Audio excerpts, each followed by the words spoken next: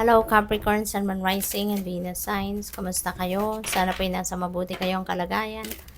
Welcome back po sa Star Tarot. At kung bago kayo dito, welcome din po kayo. Please subscribe, like, share my videos, and leave me a comment kung nakaresonate kayo. Thank you. So, tignan natin kung ano yung mga mensahe ni Universe sa'yo for today. We have Death Energy. Ayan. So, this is really beautiful. Death is a transformation energy.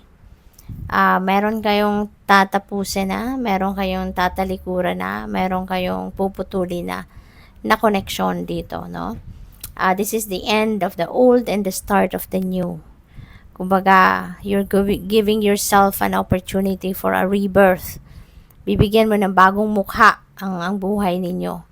Meron dito mga areas of life na mas lalo pa ninyong papagandahin, aayusin. Kaya kung ano man yung whatever that is, no, na hindi na nagsiserve ng highest good ninyo, you are going to cut that off, no, sa buhay mo. Kasi mas gusto mong doon ka na sa bago na maghahatid sa inyo ng positibong vibe, you know.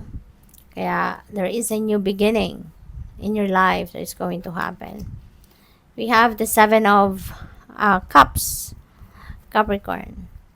Seven of Cups is multiple opportunities. You know, maraming pwedeng various options and choices dito na pagpipilian kayo.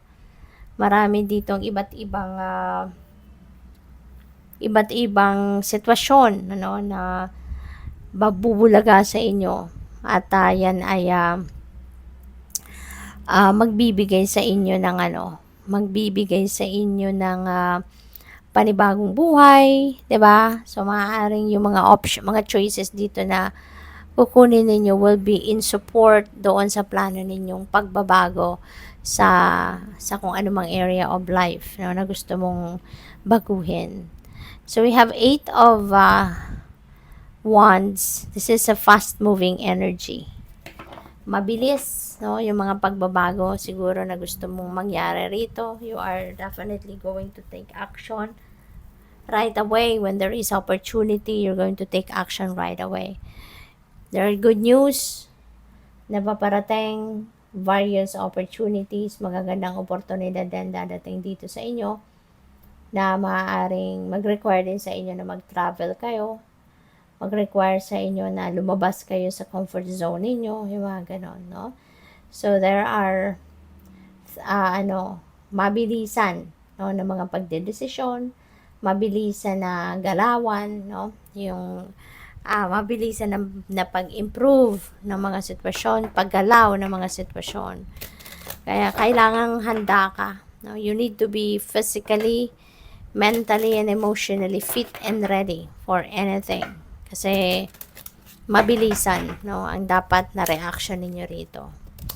We have thorns, withering, the challenges ahead will bring in new and positive future.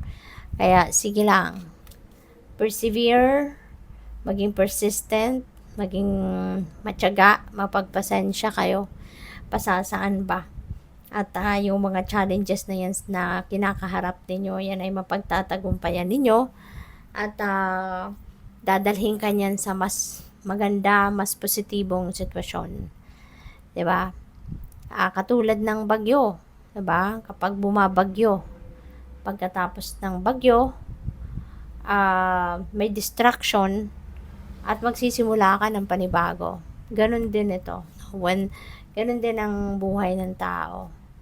Kapag may problema, pag nasolusyonan, yung hirap nandiyan dyan, yung pagod nandiyan dyan, pero pag naayos mo ng lahat, diba? Nagsisimula ka ng parang fresh life, diba? We have flowers, be generous, success and emotional fulfillment are yours. Ayan. So, napakaganda. Kasi, hindi na kayo kailangan i-remind pa, diba? Na be generous kasi nasa dugo nyo yan eh. Nasa DNA nyo na. Yung pagiging generous, pagiging compassionate, pagiging helpful, supportive, no? Kayong-kayo yan eh. Kaya kayo binibiyayaan or bibiyayaan ng universe na mas marami pang bagay, mas marami pang blessings, goodness, no, good things. Kasi very generous kayo. Marunong kayong mag-share, marunong kayong tumulong, 'di ba? Success will be yours. Sa kung ano man ang mga pinagsisikapan ninyo, magtatagumpay kayo. Sa buhay, magtatagumpay kayo. Emotional fulfillment as well, no, will be yours. Kung ano man itong mga minimithi ninyo, mga heart's desires ninyo, yan ay matatanggap ninyo, yan ay makukuha ninyo.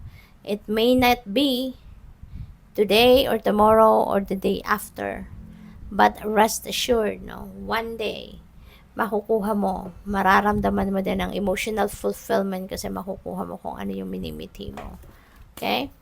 What else? We have patience, slow down, change your attitude, and clear your mind.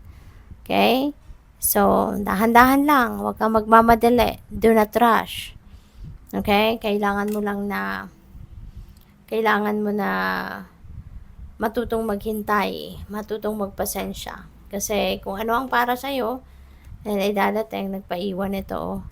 So, we have the Fool.